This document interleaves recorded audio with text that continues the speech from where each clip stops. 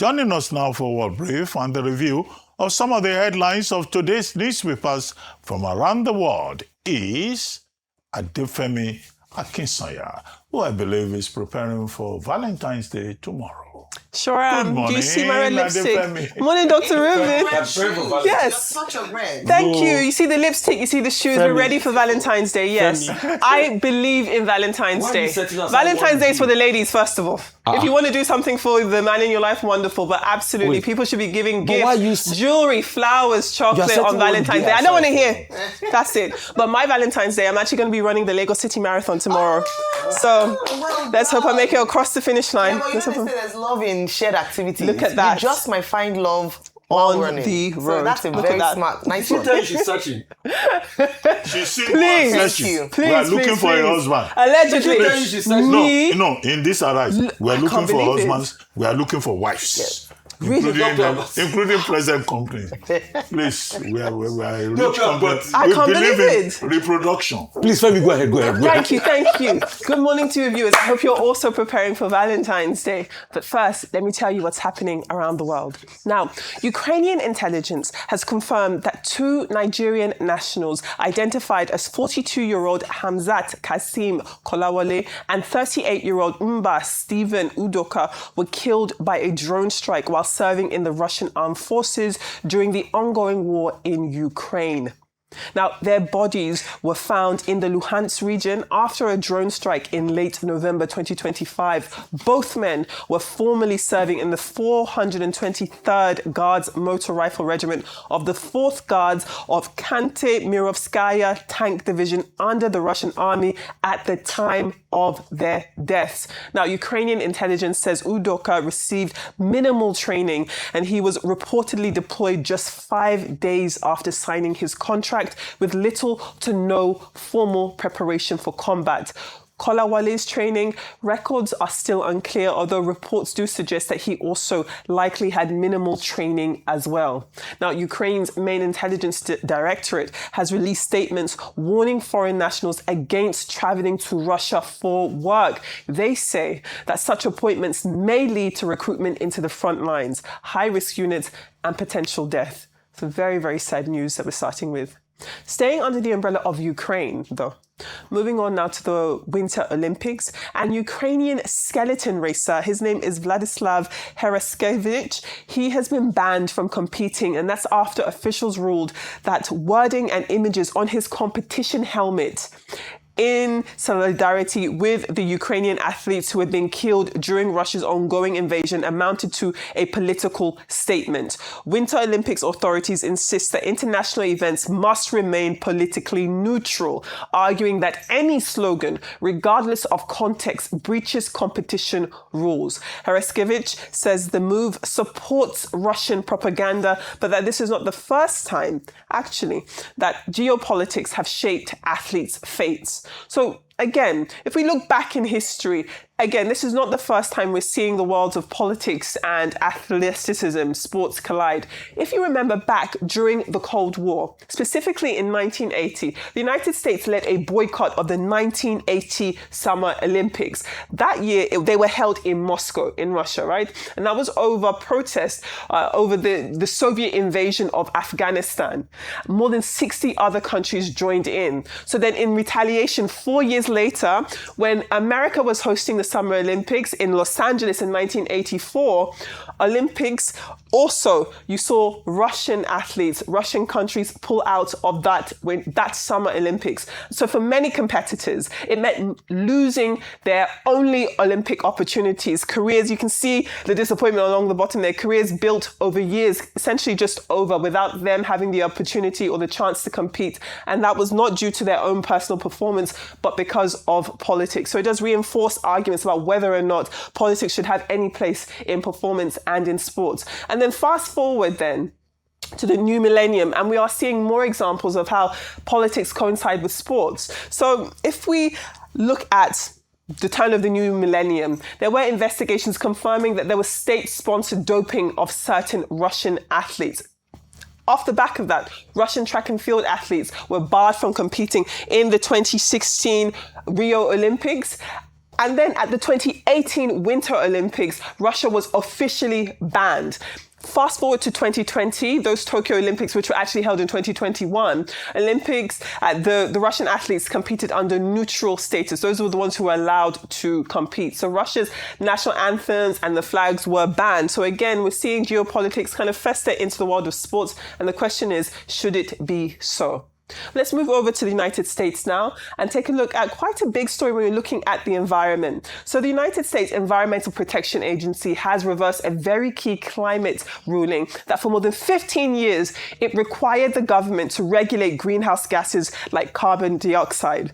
So the decision essentially scraps what's known as the endangerment finding, which was first established back in 2009. That was the legal basis for limiting emissions from cars, power plants, and major industries. Supporters say that this move will cut regulatory costs and lower energy prices. But critics also warn that it weakens America's ability to tackle climate change, as we're seeing on the screen here, at a time of rising global temperatures and more extreme weather. So in simple terms, Washington has removed one of its main legal tools for fighting planet warming pollution.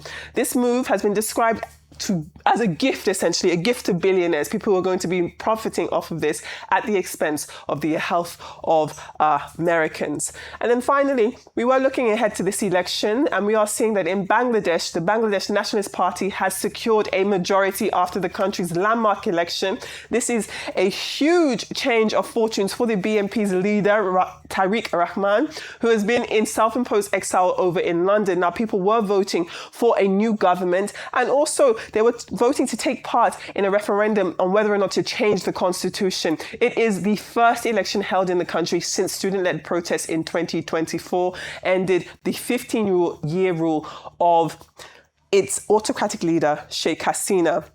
As many as 1,400 protesters, if you remember, were killed during that uprising, with Hasina herself accused of having directly ordered the crackdown, which led to those deaths. This is an allegation that she continues to deny, but Hasina's party, the Awami League, was banned from participating in this election, and Hasina herself remains on exile in neighboring India.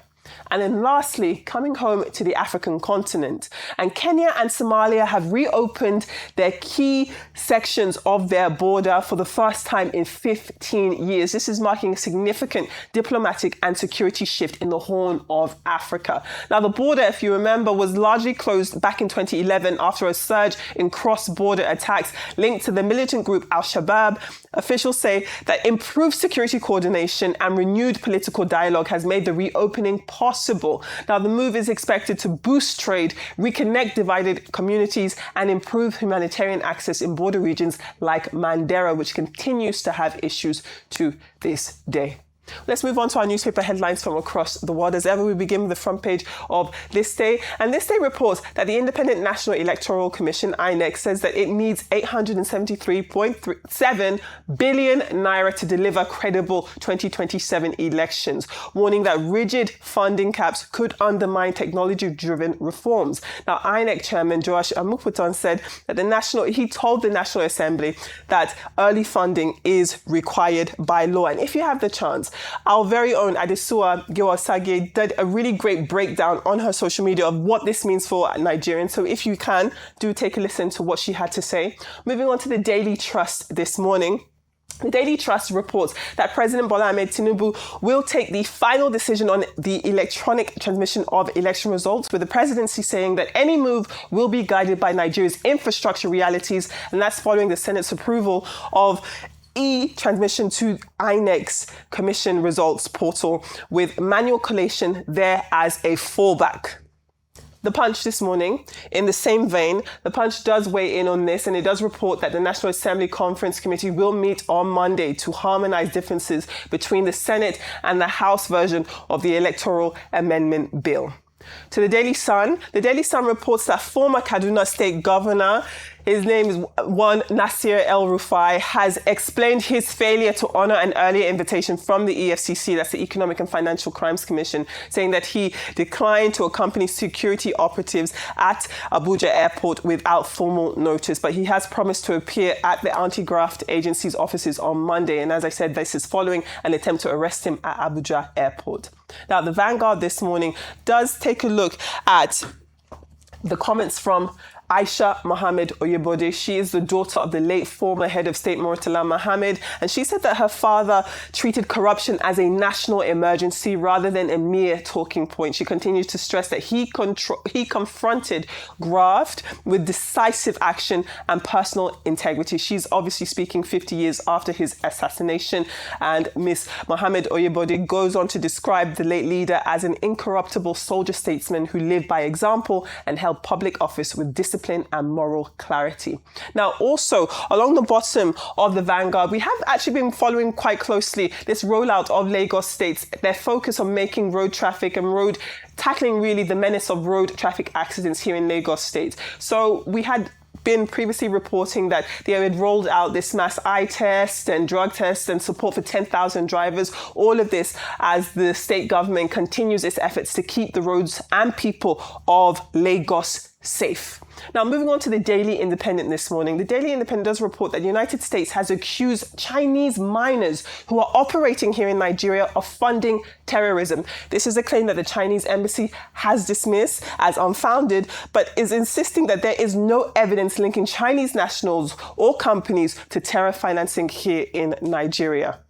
Now, the New Telegraph this morning does weigh in on a lot of the stories that we've already taken today, but its lead headline, for instance, is looking at the fact that you've got prominent figures, governors Fubara, Oberewori, and Sanwo-Olu among those to be honoured at the paper's Night of Excellence event this evening. And then let's move on very quickly to our British papers. We do have the Times first and foremost. This is a story that jumped out at me. So the Times is reporting that pupils in the United Kingdom will be able to change their gender at school with pronoun guidance available for children as young as 4. Then, on the Daily Star this morning, Ban United is their headline, and that's as Manchester United co-owner Sir Jim Ratcliffe could be banned by the FA from the club's Old Trafford Stadium following comments that he made about immigration during a Sky News interview earlier this week. The billionaire has apologised. He did say he's sorry for his words, and that was after the UK Prime Minister Keir Starmer called on him to apologise. Those are your well-briefed stories and your newspaper headlines. He didn't say he's sorry, actually. He said if the word he said offended people. So he's not sorry. I mean, Nigel Farage went to defend him also. I said he's correct. So this is how these people think, and it's a reflection of their thought process. I'm sad for Bangladesh because the Battle of the Begums begin. So this time around, the winner is Tariq. That's one part of the Rahmans, right? Maybe many years down the line, you have another uprising, and the Sheikh Hasina part, somebody from there will probably get into power. So it's been a ding-dong affair. Bangladesh is not free. So in fact, it should be a day of national mourning for them. As regards what CNN reported, and good job for Larry Maduwo. In fact, somebody is saying here that there were many Nigerian, in fact, there's another name of another Nigerian person that said was tricked to go into Russia, and they promised them jobs and they got themselves in the military. In fact, somebody is saying that they will soon call out the Nigerian influencers. That's good. That are pushing. In fact, the person claimed, I think it's Rinu Odwala. Rinu said some influencers got up to $50,000 to be able to push job opportunities in Russia, when it ends up being a case of, when they go there, they are forced to join the military. 2009 was a very monumental year in climate change. It was the year they passed AES. It was the year they passed the endemic finding. And all of this come together to form the bulk of the life work of Al Gore. It is the life work of Al Gore that Trump has reversed today. Al Gore got a Nobel Prize for all of this, his work as regards climate change and all of that. But you see, as with every hegemony, things will be reversed. The day you see the light of day, you bring another person in that is not thinking like Trump, that is more circumspect in the world, I think things will pan out. So I'm not surprised. I knew he was going to do. He's even going to do more. Don't worry. We'll see. Is he going to win with his agenda and the rhetoric largely from the Republican Party that climate change is a hoax, that it's a con job, which he has consistently maintained? And this, some might call it defining moment in the history of climate change in America, where he's reversed some of the policies, especially based on endangerment findings. So it's the policies were made based on his scientific finding or research. research under the Obama administration. But what he said is that, it has caused more harm than good to the American people. This would be tested in the next few days, because he was also asked, because they have the elections coming up in November, that would this hurt his chances based on public opinion? Because based on public polls, more Americans are leaning more towards believing in climate change. The evidence is there. Even here in Nigeria, we're talking about how we see rains in January, February, and it's not yet the rainy season. We're seeing flash floods in Lagos State, for instance, in the early parts of the year. So it's very difficult to argue against it when you see the evidence presented before you. But let's see how it would work. But one other area that this might also affect is the EV industry.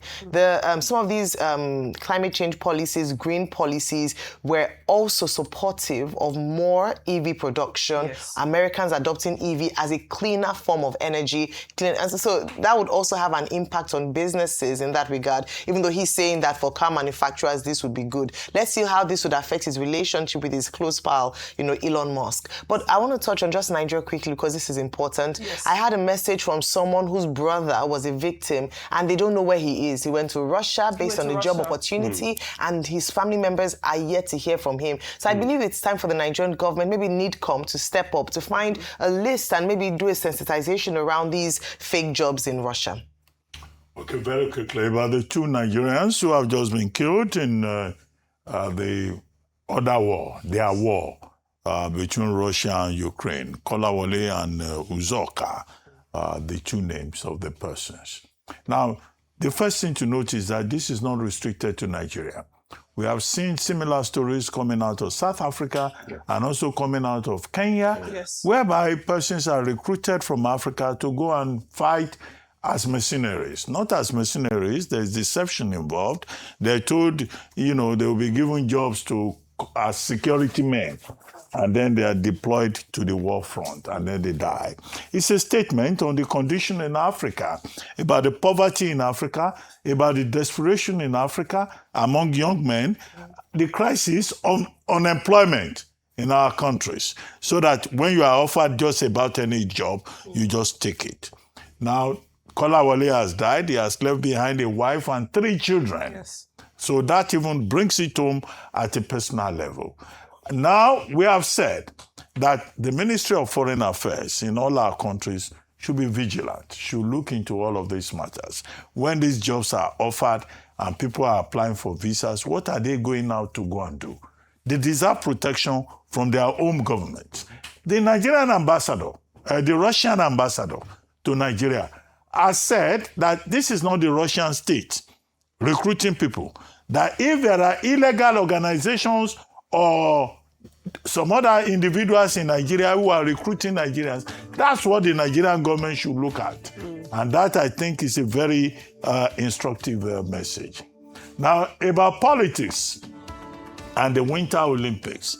This has always happened, whether it's the Winter Olympics or the Summer Olympics. The intersection between politics and sports means that countries use events like the Winter Olympics or Summer Olympics to play politics, soft power. And what must be realized is that these athletes, they also have a voice. They are in society and they want to express themselves.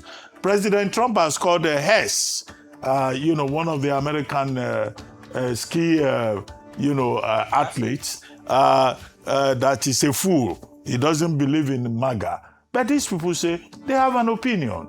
The same way that in 1936, athletes said they will express their opinion at the Summer Olympics in Berlin Olympics.